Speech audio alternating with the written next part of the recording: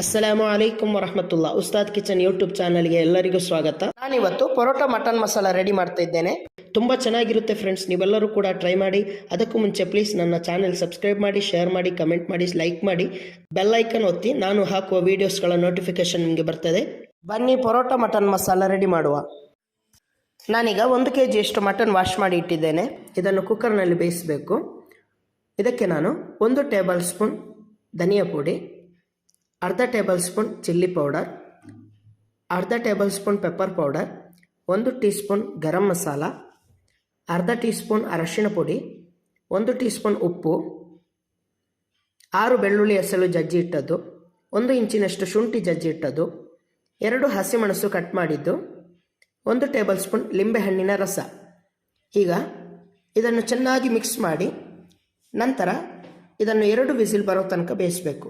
ಒಂದೊಂದು ಕುಕ್ಕರ್ನಲ್ಲಿ 3 ವಿಸಿಲ್ ಬೇಕಾಗ್ತದೆ. ನಾವೀಗ ಇದನ್ನು ಬೇಯಿಸೋಣ. ಈಗ 2 ವಿಸಿಲ್ ಆಗಿದೆ, ಮಟನ್ ಬೆಂದಿದೆ. ಮಾಂಸದಲ್ಲಿ ನೀರು ಬಿಟ್ಟಿದೆ ನೋಡಿ. ನಾನು ಬೇಯಿಸುವಾಗ ನೀರು ಹಾಕಲಿಲ್ಲ. ಇದನ್ನೀಗ ಸೈಡಿಗೆ ಇಡೋಣ. ಈಗ ಮಸಾಲೆ ರೆಡಿ ಮಾಡೋಕ್ಕಿದೆ. ಈ ಥರದೊಂದು ಪಾತ್ರೆ ತಗೊಂಡಿದ್ದೇನೆ. ಇದಕ್ಕೆ ನಾನು 4 ಟೇಬಲ್ ಸ್ಪೂನ್ ಕೋಕೋನಟ್ ಆಯಿಲ್ ಹಾಕ್ತಾ ಇದ್ದೇನೆ. ಆಯಿಲ್ ಬಿಸಿ ಆದ ನಂತರ ಅರ್ಧ ಟೀ ಸ್ಪೂನ್ ಸಾಸಿವೆ ಹಾಕ್ತಾ ಇದ್ದೇನೆ. ನಂತರ ಇದಕ್ಕೆ ನಾನು 6 ಬೆಳ್ಳುಳ್ಳಿ ಎಸಳು ಸಣ್ಣದಾಗಿ ಕಟ್ ಮಾಡಿದ್ದು, 1 ಇಂಚಿನಷ್ಟು ಶುಂಠಿ ಕಟ್ ಮಾಡಿದ್ದು, ಇವೆರಡು ಸ್ವಲ್ಪ ಫ್ರೈ ಆದ ನಂತರ 1 ಕಪ್ ನೀರುಳ್ಳಿ ಸಣ್ಣದಾಗಿ ಕಟ್ ಮಾಡಿದ್ದು ಹಾಕ್ತಾ ಇದ್ದೇನೆ.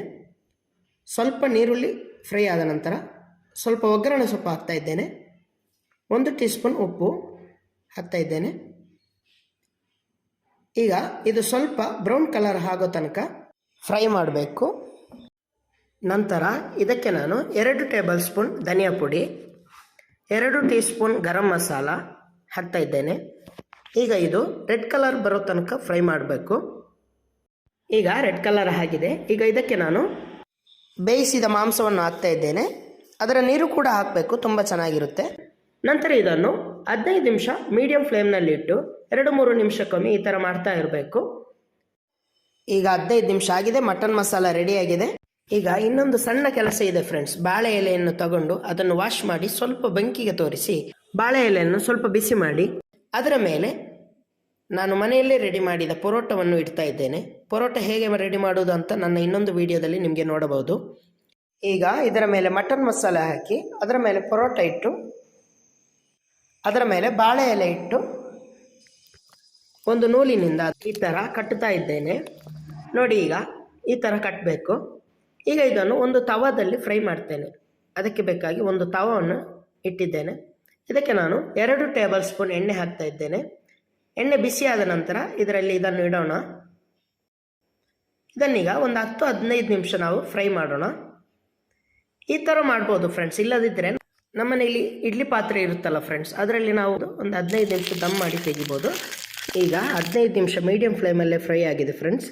ಈಗ ಇದನ್ನು ಇಲ್ಲಿಂದ ತೆಗೆಯೋಣ. ನಾನೀಗ ಇನ್ನೊಂದು ಪ್ಲೇಟ್ನಲ್ಲಿ ಹಾಕ್ತೇನೆ.